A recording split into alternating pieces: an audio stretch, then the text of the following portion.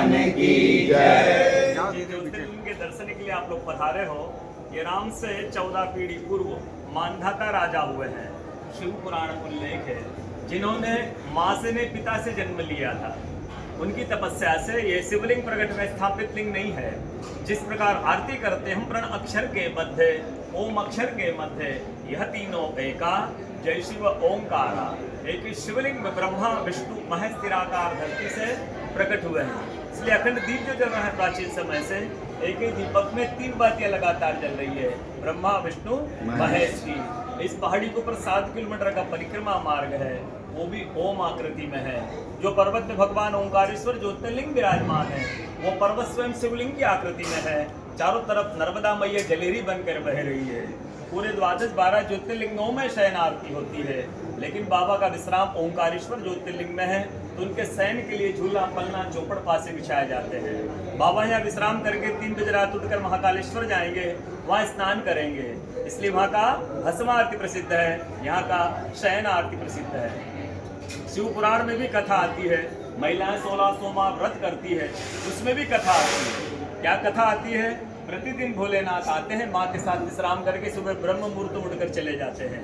एक दिन जब भोले बाबा माँ के साथ पधारते तो माँ पुजारी से पूछती हैं, पुजारी हम विश्राम के लिए जा रहे हैं, चौपड़ पासे में किनकी जीत होगी? पुजारी बोलते हैं कि आज ही भोले बाबा जीतेंगे।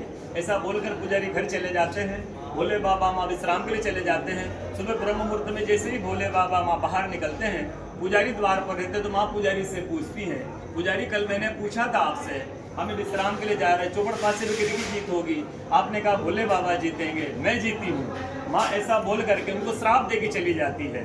उनके तुरंत पश्चात अप्सराएं शिवलिंग पर जल चढ़ाने आती है। अप्सराएं पुजारी से पूछती, पुजारी अस्वस्थ क्यों हो गए? आप तो ठीक थे।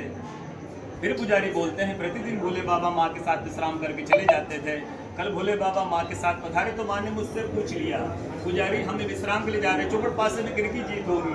मैंने कहा भोले बाबा जीतेंगे, माँ जीत गई, माँ मुझे श्राप दे के चली गई। अप्सरा बुद्ध चिंता ना करो, हम अंदर जाकर शिवलिंग की पूजा करके आते, फिर इसका उपाय बताएंगे। अप्सरा अंदर जा करके शिवलिंग की पूजा करके बाहर आकर बोलती, पुजारी आप 16 सोमवार व्रत कीजिएगा, व्रत करते ही स्वस्थ हो जाएंगे, व्रत करते ही ठीक हो जाएंगे। ये वो कथा का दर्शन प्रतिदिन होता है। बोलो ओंकारेश्वर भगवान की जय। पूरे 12 ज्योतिर्लिंग में ओंकारेश्वर ही ऐसा ज्योतिर्लिंग है जिसके दर्शन के पश्चात कोई महानदी का दर्शन होता है, जिसके तट को छूकर कोई महानदी बह रही है। काशी जाएंगे गंगा जी दूर है, उज्जैन जाएंगे क्षिप्रा जी दूर है, सोमनाथ जाएंगे समुद्र है, लेकिन ओंकार ही ऐसा ज्योतिर्लिंग है जिसके दर्शन के पश्चात कोई महानदी का दर्शन होता है। वो महानदी है रुद्रदेहाय विद्महे मैं कलकन्या धीमहि तन्नो नर्मदा प्रचोदयात्। भगवान शंकर की देह से पसीने के बूंद से निकली है माँ नर्मदा। भारतवर्ष में जितनी भी नदियां हैं, सब नदियां उत्तर दक्षिण दक्षिण उत्तर की ओर बहती है, लेकिन माँ नर्मदा उदय से अस्सी की ओर बहती है, पूरब से पश्चिम से बहती है। सब नदियों में नर्मदा ही नदी ऐसी नदी है जिसके जितने कंकर हैं सब शंकर है।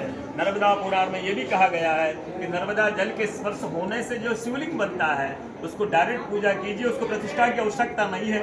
नर्मदा जल स्पर्श होने से स्वयं प्रतिष्ठित हो जाते हैं। अयोध्या में रामलला जी की स्थापना के समय 2.5 फीट का नर्मदेश्वर का नर्मदा शिवलिंग स्थापित किया गया है अयोध्या में।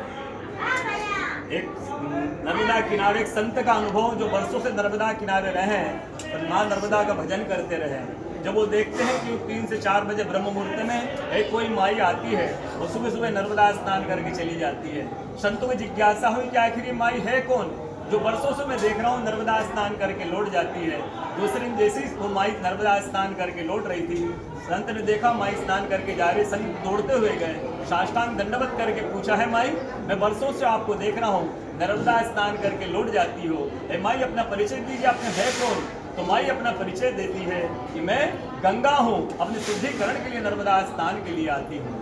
बोलो गंगा मैया की जय, नर्मदा मैया की जय। आज की कथा के आनंद की जय, भक्त और भगवान की जय। ओम नमः पार्वती पते।